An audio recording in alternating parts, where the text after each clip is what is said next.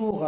Vous allez voir le témoignage qui est livré par Dora Muto et Daniel Stern de la part d'un homosexuel qui dit qu'il a été à un moment donné sur le point de pourquoi pas faire une transition de genre parce qu'il pensait être une femme. Alors bon, pour moi c'est ce qu'on appelle, comme je répète, et pour Daniel Stern également, un homme transféminin qui de toute façon demeurait un homme, mais lui dans sa tête pensait être une femme et a souhaité à un moment donné transitionner, et tout cela est dû au lobby trans, le mouvement LGBT, donc la fameuse transmania, qui fait que finalement les personnes homosexuelles, peut-être pour échapper, pour rester dans les normes de la société et échapper à leur homosexualité, eh bien, préfèrent se dire trans et se dire que finalement, je ne suis pas donc un homme qui aime les hommes, ce que la société aurait tendance à rejeter, c'est-à-dire l'homosexualité, mais je suis une femme qui aime les hommes. Et donc, à partir de là, on redéfinit une certaine norme, on se retrouve dans une certaine normalité. Mais finalement, c'est un vaste mensonge parce que cet homme s'est rendu compte qu'en ayant des rapports sexuels avec un autre homme, eh bien, qu'il était un homme et qu'il aimait les hommes, et il a fini par l'assumer. Et aujourd'hui, il se trouve beaucoup mieux dans sa peau. Il explique aussi tous les lobbies trans qui font que on dit aux lesbiennes aujourd'hui qu'elles sont censées ne pas être transphobes et accepter qu'une femme à pénis vienne et soit dans leur relation de tous les jours une femme qu'elles pourraient aimer. Eh bien non, les lesbiennes généralement n'aiment pas les trans, enfin n'aiment pas les femmes à pénis, comme on le dit. Et donc, tout cela est très complexe en fait, mais révèle quand même un certain lobby dans la société, une certaine idéologie qu'il faut dénoncer, et que dénoncent très bien ces deux autrices que sont Dora Muto et Daniel Stern. Donc, je vous laisse vous faire une opinion sur cette première partie, et je tiens aussi à rajouter que de toute façon, pour moi, il a toujours été évident, même si c'est très tabou de le dire, qu'il y a une forme de continuum entre l'homosexualité et la transidentité, puisque vous allez le voir, cet homme qui dit aujourd'hui être un homme qui s'assume en tant qu'homme homosexuel est quand même dans l'allure et dans la manière dont il se présente extrêmement féminisé, extrêmement féminin. D'ailleurs, on le voit quand on le sait, quand on a des homosexuels hommes autour de nous dans notre entourage, il y a quand même un certain flou au niveau de l'identité sexuelle, même si cet homme prétend être un homme, il n'a pas l'allure d'un homme du tout, et on a l'impression quand même que même s'il dit qu'il n'a pas souhaité, qu'il ne souhaite plus transitionner, qu'il reste quand même entre les deux. Voilà. Bon, je vous laisse vous faire une opinion, et ce sont des sujets de société très intéressants, donc je les aborde dans le plus grand des respects, et j'espère que dans vos commentaires vous serez mesurés également, parce qu'il ne s'agit pas du tout de se moquer de ces personnes. Bonne journée. J'ai été non-binaire de début lycée jusqu'en 2020, je dirais. J'ai utilisé les pronoms il et Yel. Après, finalement, c'est passé. J'ai fini par ne plus en voir l'utilité. Peu importe si je me dis non-binaire, que je me dis que je suis un pélican ou quoi que ce soit, ça n'empêchera pas le fait que la société me perçoit en fonction de mon sexe. Si mes parents étaient totalement d'accord avec tout ce discours, toute cette idéologie, que je leur ai dit tout petit que je suis une fille manquée, peut-être, vraiment, peut-être qu'on m'aurait mis sur le bloqueur de puberté, peut-être qu'on m'aurait mis sous hormones croisées, peut-être aussi que j'aurais fait une vaginoplastie, et je pense qu'à l'heure actuelle, j'aurais profondément regretté. Nous sommes Dora Muto et Marguerite Stern, autrices du livre Transmania. Dans le prolongement de ce travail, nous accueillons sur notre chaîne YouTube Feméliste des personnes au discours dissident sur les questions de genre. Aujourd'hui, nous recevons Léane. Léane est un jeune homme, membre du collectif LGB Alliance. LGB Alliance est un groupe fondé en 2019 au Royaume-Uni, dont le but est de défendre des personnes homosexuelles et bisexuelles à se définir comme attirées par le même sexe. Car il faut bien comprendre qu'aujourd'hui, le mouvement transgenriste s'est totalement infiltré dans les communautés gays, à tel point que les lettres L, G, B et T sont devenues indissociables, et à tel point que les lesbiennes sont par exemple aujourd'hui sommées d'accepter d'avoir des relations avec des femmes à pénis. L'autre problème que pose l'idéologie transgenre pour les personnes homosexuelles, c'est qu'elle se présente parfois comme une solution pour échapper à son homosexualité. Parmi les personnes transgenres, certaines transitionnent par homophobie internalisée. Par exemple, la journaliste Anna Barnes a révélé qu'à la clinique du genre anglaise Tavistock, plus de 60% des petits patients accueillis se sont finalement révélés être homosexuels. Certains soignants de cette clinique ont également révélé de façon anonyme que des parents leur avaient dit être soulagés que leur enfant soit trans et pas homosexuel. Nous allons donc discuter de tout ça avec Léane, qui en plus de faire partie du collectif LGB Alliance, a aussi été tentée de transitionner justement pour les raisons que nous venons d'évoquer. Nous allons le laisser nous expliquer tout cela.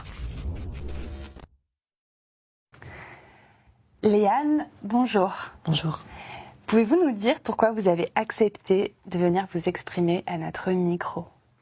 Alors, en premier lieu, c'est parce que j'avais déjà prévu cette année de me dévoiler un peu plus sur les réseaux sociaux, dont notamment YouTube, sous ma véritable identité et avec mes prises, comment expliquer ça, avec mes véritables positions sur certains sujets. L'année dernière, j'avais déjà été interviewée par Sophie Robert. Et donc, je m'étais dit que l'année prochaine, il fallait que je continue cette expérience. Donc voilà, c'est pour ça que j'ai accepté. C'est pour continuer à parler de mon parcours, d'ancienne personne trans qui maintenant aujourd'hui est devenue un homme gay critique du genre. Super. Donc vous avez pendant un certain temps ressenti un certain mal-être à être un garçon. Pouvez-vous nous raconter comment cela a commencé et qu'est-ce que vous ressentez aujourd'hui et ce que vous ressentiez à l'époque ? Eh bien, au tout début, je dirais que ça a commencé par mon appareil génital, parce que la croissance, ça se fait pas quand on a 8 ans. Donc ça a été ça mon tout premier malaise physiologique. Je me rappelle très bien d'un jour où, pendant les vacances, mon frère, il m'avait posé la question quand tu auras 20 ans, comment est-ce que tu te vois? Et moi, je lui ai répondu que quand j'aurai 20 ans, je serai une femme, que je n'aurai plus de pénis, plus de testicules et que j'aurais fait une vaginoplastie. Je savais pas comment, je m'étais pas du tout renseignée, mais j'avais imaginé que dans le futur, on aurait inventé quelque chose pour qu'on puisse changer de sexe. Donc c'est ce que je lui avais répondu. Ensuite, cette dysphorie génitale, ça s'est pas arrangé avec le temps et ça s'est même renforcé, surtout à cause, on va dire, d'une relation que j'ai eue avec un autre petit garçon. En gros, c'était le fils d'un ami de mes parents. Et quand on se voyait, on jouait aux jeux vidéo, on se chahutait, mais aussi, ça arrivait qu'on jouait à des jeux de rôle. Et comment dire, dans ces jeux-là, je jouais le rôle de la femme et lui de l'homme. Et donc, concrètement, on avait des rapports assez sensuels, pas sexuels. Et donc du coup, pendant ces moments-là, il me jouait au féminin. Et forcément, oui, ça m'a excitée. Ça m'a excitée et puis ça a renforcé encore plus cette idée, cette envie plus tard d'avoir une vulve, concrètement. Et oui, donc oui, pour savoir en fait, cette relation, ça a commencé quand je suis rentrée début collège, donc quand j'étais en 6e, et elle s'est finie quand j'étais en 4e. Et donc du coup, pendant tout ce temps, j'avais justement aussi découvert la masturbation, et j'avais trouvé une technique, enfin une façon de faire qui donnait cette impression que je me faisais pénétrer par devant.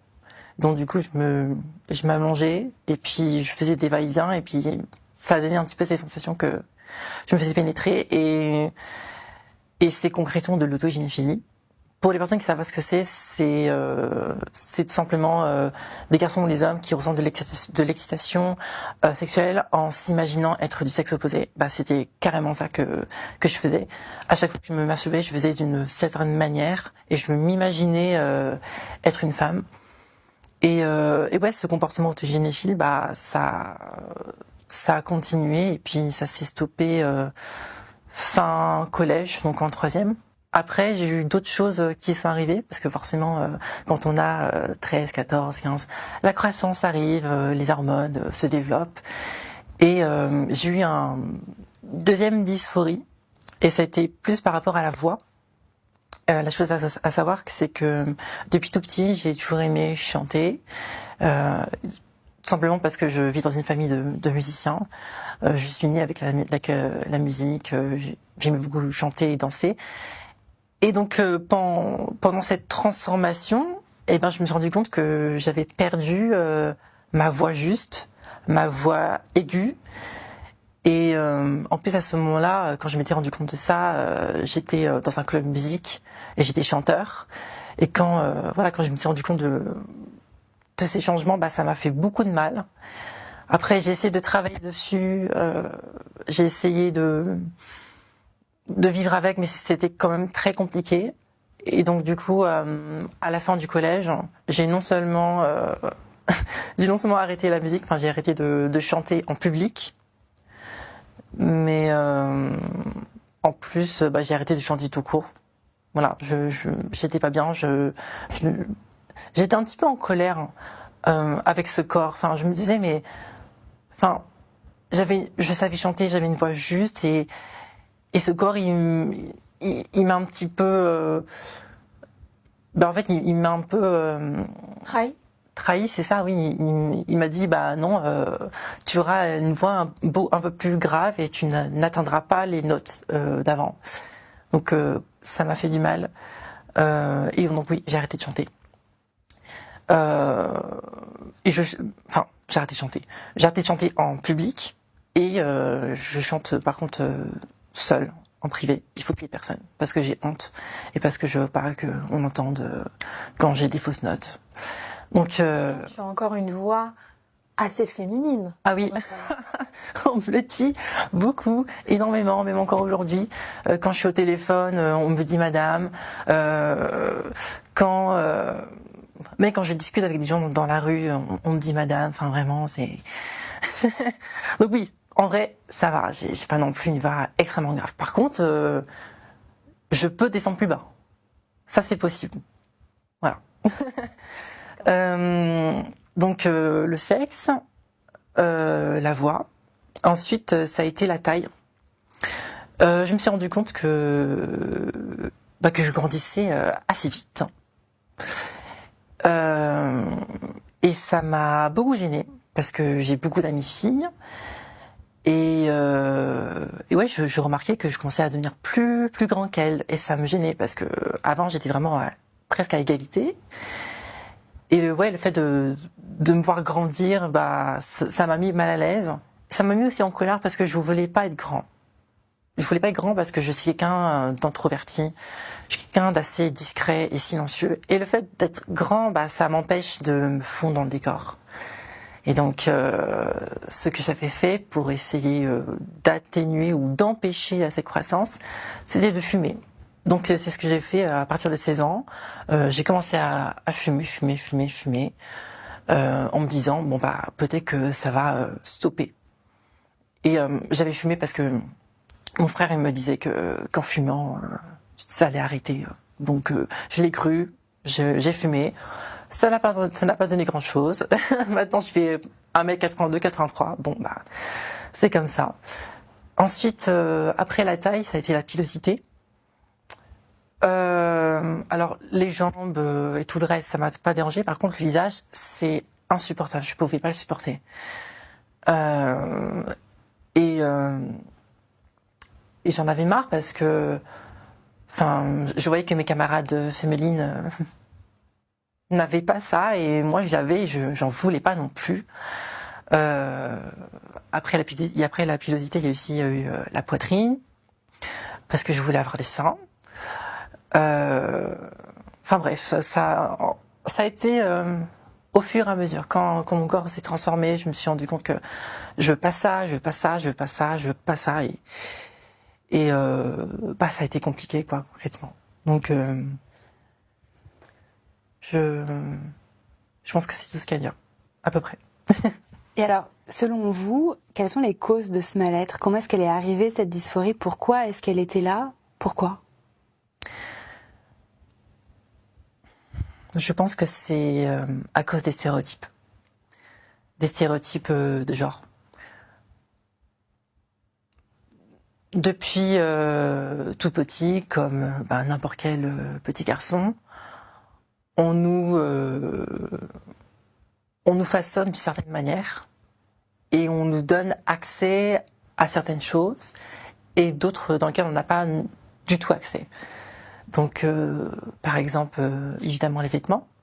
Moi, je me rappelle très bien quand j'avais 6 ans, le fait de voir des personnes de mon sexe opposé pouvoir porter des choses très jolies comme des robes, des jupes, avoir des cheveux longs. Je voulais la même chose, mais je pouvais pas parce qu'on m'a bien fait comprendre que toi, ton rôle c'est ça. Tu dois être le fils de Mars. J'aime bien utiliser cette métaphore parce que c'est un peu le symbole qu'on nous assigne quand on apprend notre sexe. Et d'ailleurs, c'est pas quelque chose qui est anodin de dire d'assimiler les garçons avec le dieu Mars, parce que le dieu Mars, c'est la guerre. C'est le dieu de la guerre, c'est le dieu il représente la force, il représente toutes les caractéristiques de la virilité. Le fait de dominer des espaces, le fait de dominer la parole, bref, toutes ces choses-là, il y avait certains trucs qui me plaisaient, le fait de me bagarrer, etc. Mais sinon, à part ça, en grande majorité, je préférais plutôt faire des activités féminines parce que je suis de nature assez calme. Donc, de manière générale, à l'école primaire, je fréquentais surtout des filles parce qu'elles aimaient la corde à sauter, elles aimaient jouer à la marelle, elles aimaient discuter, jouer à la poupée. Ça me faisait beaucoup plaisir parce que ça, c'était vraiment des jouets que je ne pouvais pas avoir chez moi. Donc, j'en profitais un maximum. Et quand on n'avait pas poupée, je dessinais des personnages et puis on courait dans la cour avec mes dessins. Et d'ailleurs, comment expliquer ça? En fait, aller à l'école, c'était au début les seuls moments où je pouvais me sentir pleinement moi-même. Parce que même si mes camarades, ils me faisaient un petit peu vivre l'enfer, certains, parce que j'étais pas dans les normes, donc je suis un monstre, donc il faut me persécuter. Il y avait quand même quelques-uns qui acceptaient cette différence, et c'était surtout des filles. Et aussi les professeurs, donc qui sont les adultes, ils me jugeaient pas non plus. Et parfois, ça arrivait même que les maîtresses lâchaient leurs cheveux et puis demandaient aux jeunes filles, et puis moi aussi, de leur faire des tresses, etc. Donc l'école, c'était vraiment l'endroit où je pouvais vraiment me sentir pleinement moi-même, même si certains camarades ne m'aimaient pas, mais je m'en fichais. Vraiment, je m'en fichais. Je voulais vraiment en profiter un maximum.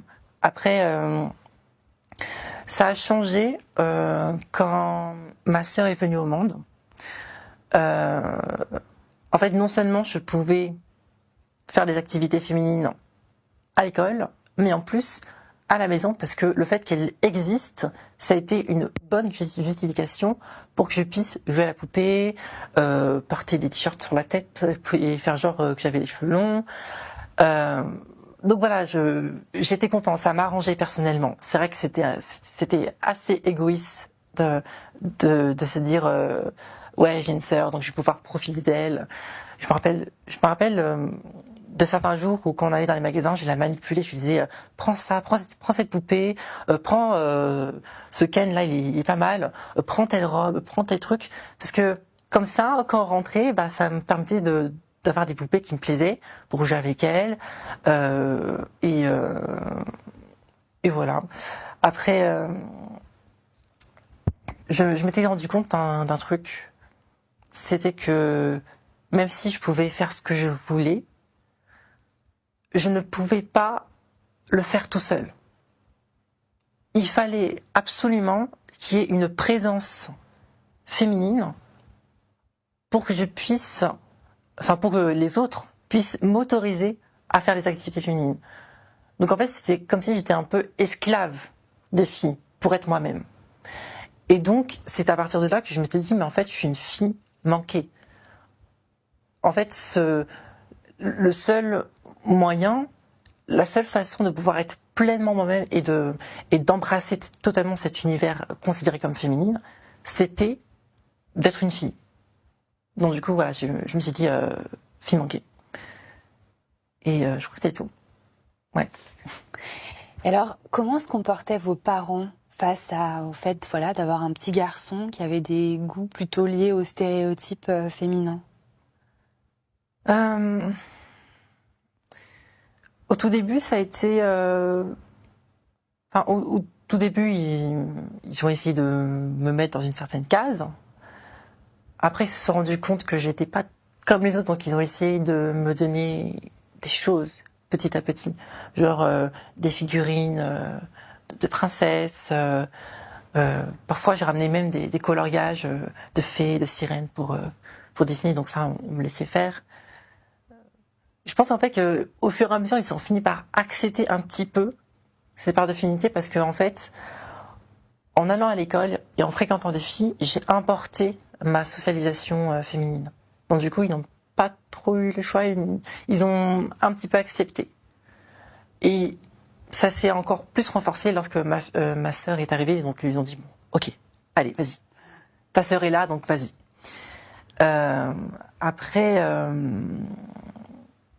Après, plus j'ai commencé à grandir et plus ça s'est